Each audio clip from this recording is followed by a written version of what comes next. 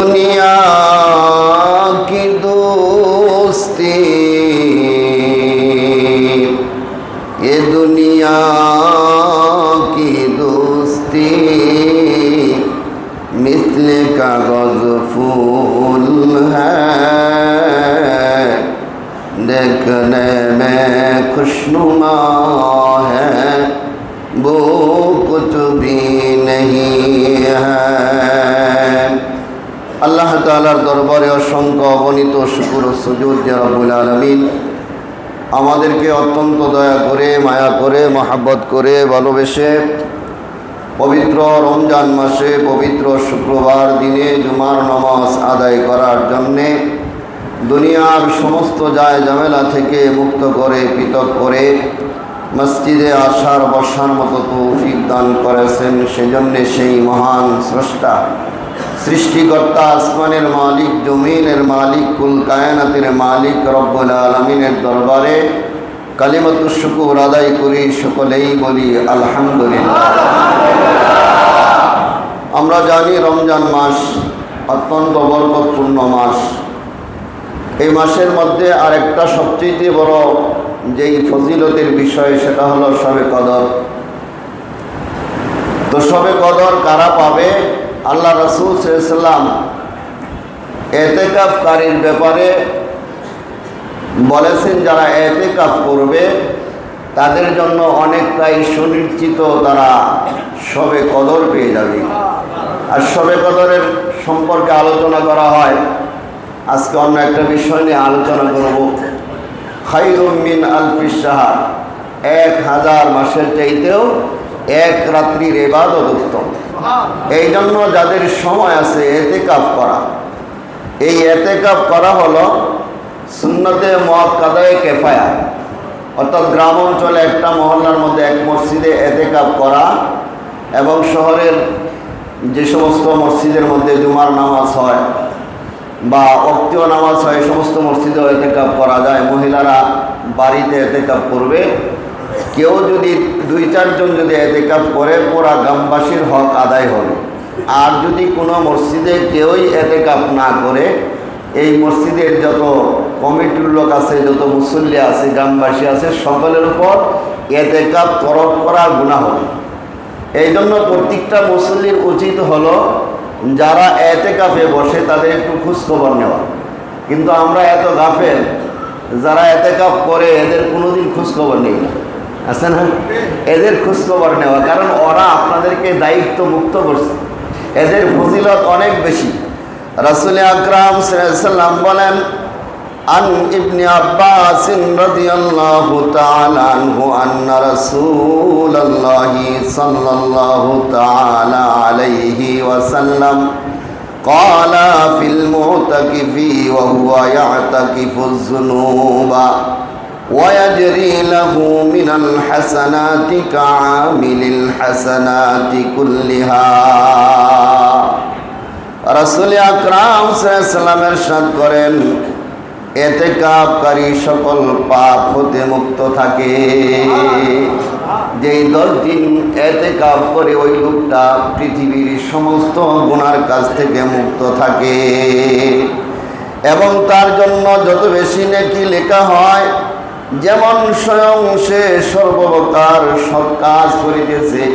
কয়েকজন ইতিকাফে বসে বাহিরের কোনো কাজকর্ম করতে পারে না, নেকের কাজ, জানাজার নামাজ যাইতে পারে না, জানাজার নামাজ পড়তেছে, কয় ইতিকাফকারী ইতিকাফে বৈশা ওই সব পাইতে থাকবে। বাহিরে যত প্রকার নেকের কাজ হয়, ইতিকাফকারী ব্যক্তি যদি নেকের কাজে শরীক নাও হয়, ইতিকাফে বসার পরে যদি মসজিদে ঘুমায়, আরেকজন মানুষ যদি সবের কাজ করতে থাকে, নেকের কাজ করতে থাকে, কয় এই ইতিকাফকারীর ব্যক্তির আমল নামায় সে ঘুমানির পরেও নেকের কাজ আরেকজনে করবে, কিন্তু তার আমল নামার মধ্যে নেক লিখতেই থাকা হবে, লিখতেই থাকা হবে। এই জন্য ইতিকাফ করা। অন্য হাদিসের মধ্যে আল্লাহর নবী বলেন, কোন মানুষ যদি ইতিকাফ করে 2টা হজ এবং উমরার চাইতে বেশি নেকি তার আমল নামার মধ্যে লিখে দেওয়া হয়। রাসূল এই হাদিসের ব্যাখ্যা করেছেন ইতিকাফ করার মানে হলো কোনো মানুষের দরজায় যায় বলল, আমার যদি এটা তুমি কবুল না করো, আমার এই দরখাস্তটা যদি তুমি মঞ্জুর না করো, যতক্ষণ পর্যন্ত আমার এই দরখাস্ত মঞ্জুর না করবা ততক্ষণ পর্যন্ত তোমার দোয়ার থেকে আমি যাব না। কি বলেন? আপনার দরজার মধ্যে একজনে যায় বলছে, আমার যদি এটা না করে দাও তাহলে এই যে আমি তোমার দরজাতে বসছি, আমি যাব না। তুমি সরকারি চাকরি করো, তোমার হাতে এই ক্ষমতা আছে, এই সাইনটা আপনি দেন না, কিন্তু সে বলছে সাইন না দিলে আমি যাব না। একদিন রয়েছে, 2 দিন রয়েছে, 3 দিন যদি আপনার দরজার মধ্যে বৈশা থাকে, কি বলেন, যত শক্ত লোকই হোক, অন্তরটা যদি পাথরের মতো শক্ত হয়, কিন্তু তারপরে বলবো লোকটা আমার দরজার বৈশা রয়েছে, এই লোকটা তো এটা কবুল মঞ্জুর না করে আর করা যায়। আল্লাহর নবী রাসূল আকরাম সাল্লাল্লাহু তাআলা আলাইহি ওয়াসাল্লাম বলেন, ইতিকাফ করার মানেই হলো যেই লোকটা ইতিকাফে করছে ও আল্লাহর ঘরের দরজার মধ্যে বৈশা গেল, যতক্ষণ পর্যন্ত ওর গুনাহগুলি মাফ না হবে ফেরেশতারা বলে, আল্লাহ তোমার দরবারে মাফের আশা ওরা বৈশা রয়েছে, ওর গুনাহগুলি মাফ করে দাও। আল্লাহর নবী বলেন, এই জন্য যারা ইতিকাফে বসে এরা বেগুনাহ মাসুম হয়ে যায়, গুনাহমুক্ত হয়ে যায়, গুনাহ নিয়ে মসজিদে আসে, বাড়িতে ফেরার সময় গুনাহমুক্ত হয়ে যায়। কি হয়ে যায়? গুনাহমুক্ত হয়ে যায়, বেগুনাহ মাসুম হয়ে যায়। এই জন্য ইতিকাফকারী যখন ফিরে তার শরীরে আর কোনো গুনাহ থাকে না। তবে কিছু মাসলা মাসাইল আছে, এরই যারা ইতিকাফে বসবেন আমরা ইনশাল্লাহ আপনাদেরকে মাসলা মাসাইলগুলি বলে দেওয়ার চেষ্টা করবো ইনশাল্লাহ। এরপরে যারা ইতিকাফে বসবেন তাদের জন্য কিছু কি আমল করবেন এই ব্যাপারে কিছু আলোচনা আছে, এটা এখানে করা সম্ভব নয়। যাই হোক, আমরা ইতিকাফে বসবো। আজকে হলো 20 রমজান, তাই না? আজকে আসরের পরে ইফতারের আগে আমরা ইতিকাফে বসে দেবো। আলহামদুলিল্লাহ আমাদের এখানে অনেকেই ইতিকাফে বসবে, আপনারাও বসতে পারেন। এটা অনেক বড় সওয়াব। রাসূল আকরাম সাল্লাল্লাহু আলাইহি ওয়াসাল্লামের জীবনে কোনোদিন ইতিকাফ তরক করে নাই। সুবহানাল্লাহ, এটা সবচেয়ে বড় আমল। হ্যাঁ, কিন্তু আমরা অনেক সময় করতে পারি না বিভিন্ন সমস্যার কারণে। বয়ান করি, কিন্তু আমি মাঝে মাঝে চিন্তা করি যে এই যে রাসূলের এটা আমল ইতিকাফ করা, কিন্তু আমরা অনেকেই করতে পারি না। অথচ রাসূল আকরাম সাল্লাল্লাহু আলাইহি ওয়াসাল্লাম কোনো জীবনে কোনোদিন রমজানের ইতিকাফ মিস করে নাই। অর্থাৎ প্রতি বছর রমজানে রাসূল আকরাম সাল্লাল্লাহু আলাইহি ওয়াসাল্লামের আমল ছিল ইতিকাফে বসতেন। তাহলে যারা ইতিকাফে বসলো, রাসূল আকরাম সাল্লাল্লাহু আলাইহি ওয়াসাল্লামের জীবনে যেই আমলটা ছাড়ে নাই ওই আমলের সাথে শরীক হয়ে গেল, তাই না? আল্লাহ তাআলা আমাদের সবাইকে যেন এই ইতিকাফে বসার মতো তৌফিক দান করেন। আল্লাহ তাআলা আমাদের সবাইকে যেন কবুল করে নেন। সকলেই বলেন আমিন। এরপরে আসেন, যেহেতু রমজানের একেবারে শেষ পর্যায়ে সামনে আরেকটা জুমা আছে, আমরা জানি যাকাত আমরা অনেক সময় রমজান মাসেই দিই, এই জন্য যাকাতের একটা বয়ান রমজান মাসে করা হয়, তাই না? এখন যাকাত কাকে দিবেন, কত টাকা হইলে যাকাত দিতে পারবেন, কাকে যাকাত দেওয়া যাবে, কাকে যাকাত দেওয়া যাবে না, কার উপর যাকাত ফরজ, কার উপর ফরজ না, বিতফসিল অনেক আলোচনা আছে। আমরা ইদানিং সব ধরনের কিতাবাদি বাংলা আছে, আমি অনেকের সাথে কথা বলে দেখছি। মাসলা মাসাইল আলহামদুলিল্লাহ এখন অনেক বাইরাই জানে, যদিও অনেকে কোরআন শরীফ তেলাওয়াত করতে পারে না, কিন্তু মাসলা মাসাইল জানে, তাই না? কারণ মাসলা মাসাইল বাংলাতে কিতাব পড়ে আপনি শিখতে পারবেন, কিন্তু কোরআন শরীফ একা একা শেখা যায় না। এটা কোরআন শরীফ শিখতে হলে কিছু উস্তাদের দরকার আছে, কিছু আপনার তাসবিদের ব্যাপার সেবার আছে, গুন্না কেমনে করবেন, একফা গুন্না কেমনে করবেন, ইজহার কেমনে করবেন, হ্যাঁ, একগামে বা গুন্না, একগামে বেলা গুন্না, মাখরাজ, হ্যাঁ, এগুলি অনেক বিষয় থাকে। এই জন্য এটা নিজে নিজে করা যায় না। এই জন্য কোরআন শরীফ তেলাওয়াত করা, বাকি অন্য আমলগুলি শেখা যায়, কিন্তু কোরআন শরীফ একা একা শেখা যায় না। এই জন্য বাকি আমলগুলি আমরা শিখবো, আর কোরআন শরীফ শেখার জন্য চেষ্টা করা লাগবে। হ্যাঁ, জীবন বারাকালী নামাজ পড়লেন, কবুর মাসলা একটা পাইছে, কি মাসলা কয় 3 বার, আগে 3 বার কুল আল্লাহ, পরে 2 বার কুল আল্লাহ, পরে 4 বার, 3 বার, 2 বার, 1 বার করে সারা জীবন 4 রাত নামাজ এমনি পড়লেন। আপনার কপালে আর অন্য কোনো সূরা আর মুখস্থ করার ভাগ্য হইল না। তাও যেটা পড়তেছেন এটাও সুন্দর করে পড়তে পারেন নাই। আবার অনেকে আছে সূরা ইখলাসও পড়তে পারে না। কয় হুজুর নামাজ কেমনে পড়েন? কয় প্রথমবারে এই সুবহানাল্লাহ 20 বার কই, এরপরে 15 বার কই, এরপরে 10 বার কই, এরপরে 5 বার কই। হুজুরে কয়ে দিচ্ছে এতে হলে আল্লাহ কবুল করে নিবে। এই মাসলা কোন সময়? মাসলা হলো আপনি অমুসলিম ছিল, মুসলমান হয়ে গেছে, কোরআন জানে না, তার জন্য এই মাসলা। কোরআন শরীফ একেবারে পড়তে পারে না, নামাজের দ্বারে কাছে আইতো না, সে নতুন মানুষ নামাজ আইছে, তার জন্যই মাসলা। আপনার আসার সাথে সাথে এইভাবে পড়ার সাথে সাথে কোরআন শরীফ শিখা লাগবে। শিখা লাগবে না? কারণ রমজানের কত এক শুক্রবারে বয়ান করছি, রমজানের ফজিলত কিসের কারণে? কোরআনের কারণে। রমজানের ফজিলত কিসের কারণে? কোরআনের কারণে। হানিফ, হ্যাঁ, একজন ছিল আপনার দার্শনিক ছিল বু আলী, তিনি বলে গেছেন যে আমি মৃত্যুর সময় দেখলাম যে আমার যত জ্ঞান ভান্ডার আমি অর্জন করেছি এগুলি সব বেহুদা, কিছুই কাজে আসছে না। এটা না করে যদি আমি দিনের জ্ঞান শিখতাম, কোরআনে কারিম যদি শিখতাম। অথচ আজকে দেখা যায় অনেক মানুষ অনেক জ্ঞান আমরা অর্জন করছি, কোরআন শরীফ শিখতে পারি না। এটা খুবই দুঃখজনক। হ্যাঁ, আমি যাত্রাবাড়ি বর্তমান সময় দেখতাম অনেক মৌলানা মুফতি, আমাদের একটা সিস্টেম ছিল প্রতিদিন দাওরা হাদিসের ছাত্র আসরের পরে কোরআন শরীফ তেলাওয়াত করব। এমন অনেক সময় দেখা গেছে যেই ছাত্র তেলাওয়াত হয়েছে 1 সপ্তাহ পর্যন্ত আর মাদ্রাসায় নাই। কেন জানেন? কোরআন শরীফ সহি না, পড়তে পারবে না। আমাদের এরকম অনেক ইমাম আছে, জোহর আসর পড়াইতে পারে, এশা পড়াইতে পারে না। মানুষের সামনে নামাজ পড়াইতে পারে, আলেমদের সামনে নামাজ পড়াইতে পারে না, হাফেজদের সাথে নামাজ পড়াইতে পারে না। তো তোমার এই আলেম জ্ঞান শিখে কি করলা তুমি? আসল জিনিস যেটা সেটাই তুমি করলা না। আপনি বাজার থেকে মাছ আনলেন, তরকারি আনলেন, লবণ আনলেন, সুন্দর করে পাক করলো, কিন্তু আপনি খাইতে পারলেন না। তাহলে লাভটা কি হইল? আপনি সব শিখলেন, যেটার জন্য আপনি এলেম শিখলেন কোরআনের জন্য, সেই কোরআন শরীফটাই আপনার সহি না। তো আপনি কি শিখলেন?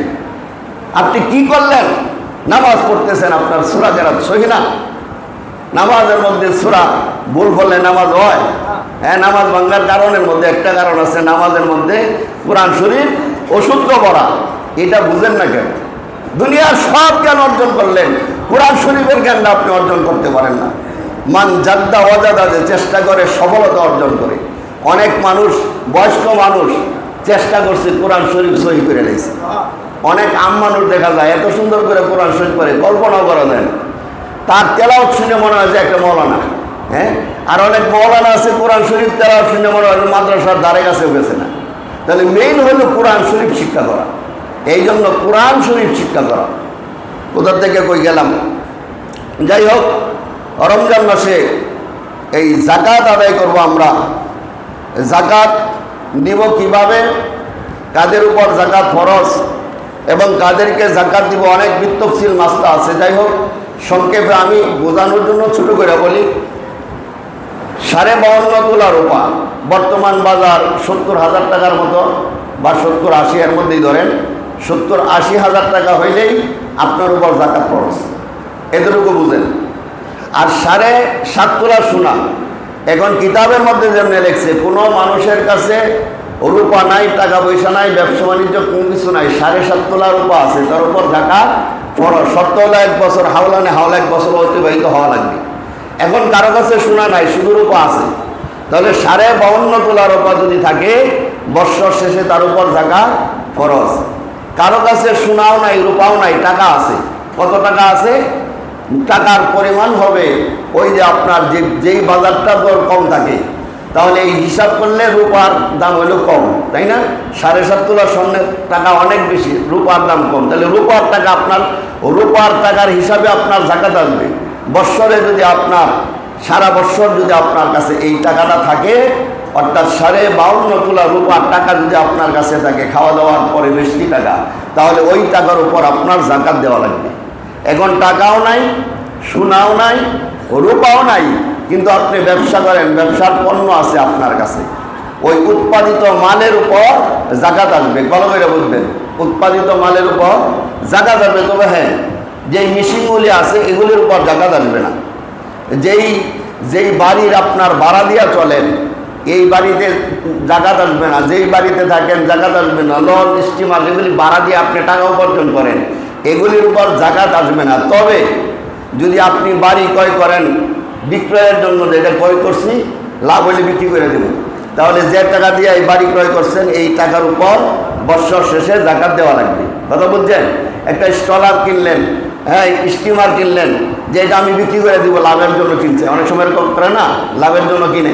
একটা ট্রাক কিনছে, কিছুদিন পর পর হ্যাঁ ভালো বুঝাই গা ট্রাক কিনে টাকা আবার বিক্রি করে দেন, তাহলে ওই টাকার উপর জাকাত আসবে। আর যদি বিক্রির নিয়ত না করে টাকা উপার্জনের জন্য বাড়ার জন্য যদি ট্রাক কিনে, তাহলে ওই টাকার উপর জাকাত আসবে না। তো যাই হোক, এখন টাকাও নাই, সোনাও নাই, রূপাও নাই, উৎপাদিত মাল আছে, তার উপর উৎপাদিত মালের যেই টাকাটা আসবে এটার উপরে জাকাত আসবে। এখন কোনো মানুষের কাছে কিছু টাকা আছে, কিছু রূপা আছে, কিছু স্বর্ণ আছে, ব্যবসা করে একদম ছোট ব্যবসায়ী মানুষ, কিছু মালের ব্যবসা, কিছু পণ্য আছে, তাহলে হিসাব করা হবে ওই সোনা রূপা টাকা ব্যবসায়ী পণ্য মিল্লা যদি আপনার কাছে ওই 52.5 তোলা রূপা অর্থাৎ 80,000 টাকার মতো আপনার কাছে থাকে, তাহলে সব মিল্লা যদি এই 52.5 তোলা রূপার দাম যদি আপনার কাছে হয় এবং এটা যদি হাওলানে হাওল হয়, 1 বছর হয়, তাহলে এটার উপর জাকাত আসবে। আমার দৃষ্টিতে আমি যতটুকু দেখি, আমরা অনেকেই জাকাত খাই কিন্তু অথচ তার উপর জাকাত ফরজ। খাসি লোক খারাপ তো, এখন ওই আগে থেকে খাই আইছে, এখন টাকা পয়সার মালিক হয়েছে, এর উপর জাকাত ফরজ, খাসি লোক খারাপ, এরপরেও মানুষের কাছে জাকাতের টাকা চায়া হে খায়, অথচ তার উপর জাকাত ফরজ। ব্যবসা করে, ব্যবসার মধ্যে টাকা আছে, কিছু সোনা আছে, কিছু রূপা আছে, আপনার আধা ভরি স্বর্ণ যদি থাকে আর যদি রূপা থাকে, সবটি মিল্লা জাকাত আদায়, জাকাত ফরজ হয় না? জাকাত ফরজ হয়, অথচ সে নিজে আরেকজনের কাছে জাকাত খায়।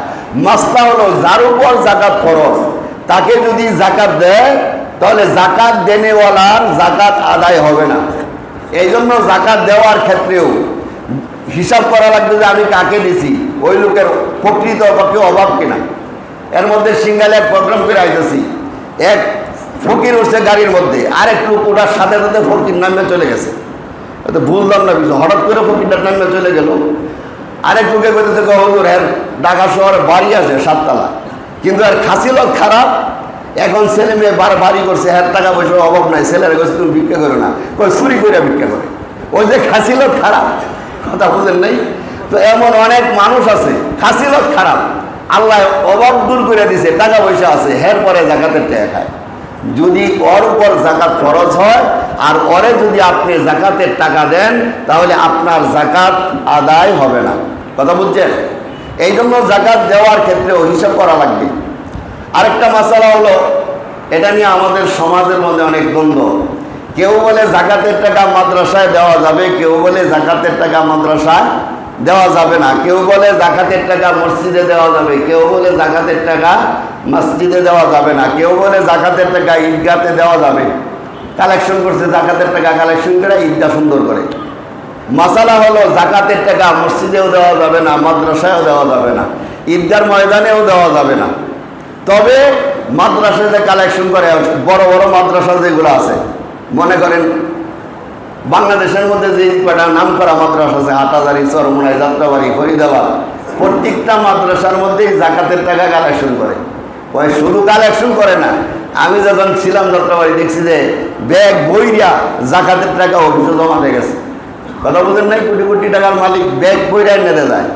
তো এইটা বলতেছি আমরা হুজুররা যে মাদ্রাসায় জাকাতের টাকা দেওয়া জায়েজ নাই, অথচ ব্যাগ বইরা বইরা মাদ্রাসায় টাকা নিতেছে, তো এটা জায়েজ কেন? ওই এটা জায়েজ হলো, আসলে জাকাতের টাকাটা প্রকৃতপক্ষে গরিবের হক। কার হক? গরিবের হক। এটা গরিবরা প্রাপ্য। এই জাকাতের টাকা দিয়ে উস্তাদের বেতন দিলে আদায় হবে না। তবে এই টাকাটা যায় মাদ্রাসাওয়ালারা নেয়, মাদ্রাসাওয়ালারা নিয়ে এই টাকাটা সরাসরি মাদ্রাসায় নেয় না। এটা যে ভুল ধারণা, এই জন্য বাংলার জন্য বলতেছি, বয়ান তো জীবন বড়াই শুনছেন। কি ভুল ধারণা? যে মাদ্রাসায় জাকাতের টাকা নেওয়া যাবে না, অথচ হুজুরা নেয়। এই জাকাতের টাকাটা নেওয়ার পরে মাদ্রাসা অসংখ্য এতিম গরিব ছাত্র থাকে, এদের যে খানা খাবা, এই খানা বাবদ প্রতি মাসে ওই জাকাতের টাকা থেকে কাটে। এখন যে সমস্ত মাদ্রাসার মধ্যে বোর্ডিং নাই, এরাও তো জাকাতের টাকা কালেকশন করে, জাকাতের টাকা দিলে নেয়। তাহলে এটার সিস্টেম, এটার সিস্টেম হইল, যদি মাদ্রাসাটা আপনার অক্ষকিত হয়, অর্থাৎ সম্পদটা অক্ষ করে দিছি, এটা কোনো ব্যক্তিগত না। এমন মাদ্রাসার মধ্যে আপনার বোর্ডিং নাই, কি নাই?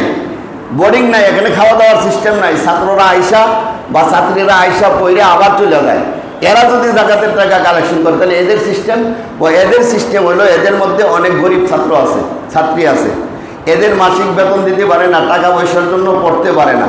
তখন এই টাকাটা নিয়ে এদের ওই যে গরিব ছাত্ররা বেতন দিতে পারে না, এদের ওই টাকাটা দিয়ে আর এদের বেতন দেয়। বেতন দেওয়ার পরে ওই টাকাটার মালিক তো ওই গরিবে পাইল, গরিবে পাইছে না? আপনার কাছে মাদ্রাসার কথা যদিও কয়ে নিচ্ছে, কিন্তু এই টাকাটা সরাসরি মাদ্রাসায় না, এই টাকাটা ওই গরিব ছাত্ররা দেয়।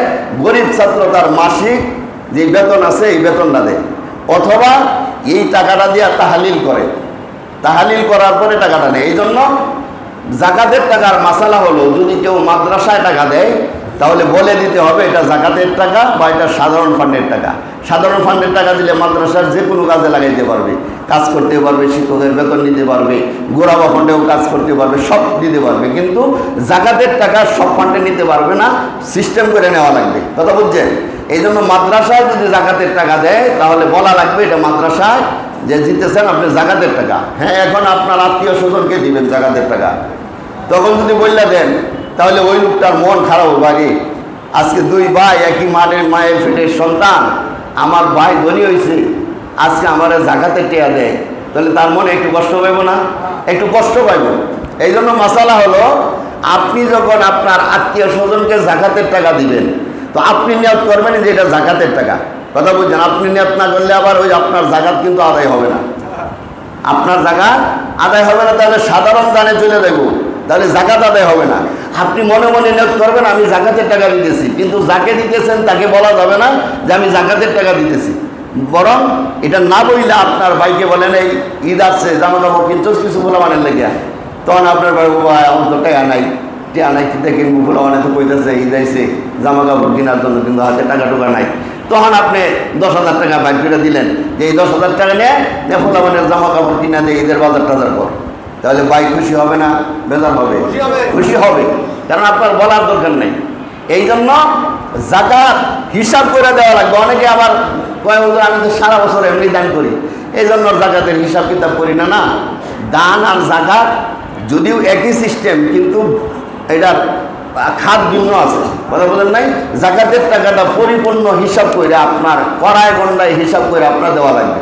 দোকানের মাল এবং স্বর্ণ রূপা টাকা পয়সা এগুলি দেওয়া লাগবে। আবার আরেকটা মশলা বলি, অনেকের টাকা পয়সা দেওয়া গেছে বছরের শুরুতে আইছে, বছরের মাঝখানে আবার কিছু টাকা আছে আর কিছু টাকা জাকাত পরিমাণ টাকা নাই, আবার বছরের শেষে যায় আবার তার কাছে টাকা আইছে, এরকম হয় না? মানে বছরের শুরুতে দেখা গেছে আপনি 5 লাখ টাকার মালিক, আপনার মাঝখানে জাহেরে দেখা গেছে এই 1 লাখ টাকা আছে আর 4 লাখ টাকা আপনার নাই, মানে যে কোনো কাজে খরচ করে গেছেন আপনার প্রয়োজনে। বছরের শেষে দেখা গেছে আবার 5 লাখ টাকার মালিক হয়ে গেছে। তাহলে এই যে বছরের মাঝখানে যে আপনার 1 লাখ টাকা ছিল, অল্প টাকা ছিল, তারপরেও বছরের শেষে যে আপনার কাছে টাকা আছে ওই ফুল টাকার হিসাব করে আপনাকে জাকাত দেওয়া লাগবে। কথাটা বুঝছেন? বছরের শেষে আপনার যেটা আছে এটাই আপনার হিসাব, এই হিসাব করে আপনাকে ফুল টাকা জাকাত দেওয়া লাগবে। এখন মাঝখানে এমন হয়েছে যে একেবারেই টাকা নেই আপনার কাছে, 5 লাখ টাকা ছিল বা 2 লাখ টাকা ছিল, কিন্তু মাঝখানে এমন হয়েছে 2 মাস আপনার কাছে কি নাই, মোটেই টাকা নাই, তার পরবর্তীতে আবার টাকা হয়েছে। তাহলে ওই যখন টাকা ছিল না তখন থেকে হিসাব করে আবার 1 বছর পরে আপনি জাকাতে টাকা দেওয়া লাগবে। কথা বুঝছেন? এই জন্য এই মাসলাগুলি অনেক গুরুত্বপূর্ণ মাসালা, জাকাতের মাসালা অনেক মাসালা আছে, এই জন্য আমরা এই জাকাতের মাসালা জেনে নেব। কথা বুঝছেন? এরপরে আরো যদি কোনো মানুষ জাকাত ফরজ হয়েছে কিন্তু জাকাত দেয় না, আছে না এরকম অনেক মানুষ, জাকাত ফরজ হয়েছে জাকাত দেয় না, গিফটটা জন্মের গিফটটা। হ্যাঁ, যে ময়মনসিংহ একবারে ডাকাত ধরছে, ডাকাত ধরার পরে আমার ছাত্র জীবনের ঘটনা বলতেছি, গফরগাঁও আমি এক মাদ্রাসায় লেখাপড়া করছি, তো ওই গফরগাঁওয়ের মধ্যে সবচেয়ে ডাকাতের জায়গা হইল গফরগাঁও, এমন নাই যেমন করছি। তো ওই কিপটারে ধইরা আগুন জ্বালায় ফিডের মধ্যে প্লাস্টিক জ্বালায় জ্বালায় ফালছে, এরপরে চাবি দেয় না, টাকার কথা পায় না, হয় না জীবন গেলেও টেহা দিতাম না। তো এরকম কিছু কিপটা আছে, জীবন যাইব তারপরেও 10 টাকা দান করতো না। আসলে কিছু মানুষ 10 টাকা দান করে না। এদের সম্পর্কে আল্লাহ তাআলা কোরআনের মধ্যে বলেন, ইয়াউমা ইউহমা আলাইহা ফি নারি জাহান্নাম ফাতুকওয়া বিহা জিবাহুহুম ওয়া জুনুবুহুম ওয়া যুহুরুহুম হাদা মা কানাজতুম লিআনফুসিকুম ফাযুকু মা কুনতুম তাকনিদুন।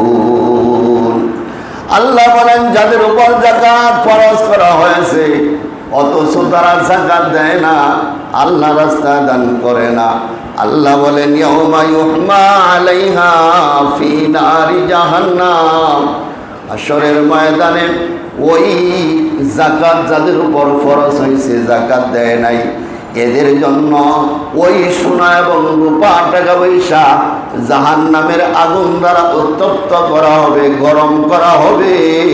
ফাতুকওয়া বিহা জিবাহুহুম ওয়া জুনুবুহুম, আর গরম করার পরে ওই গরম দ্বারা তাদের ললাট এবং পার্শ্ব এবং পৃষ্ঠদেশে দগ্ধ করা হবে।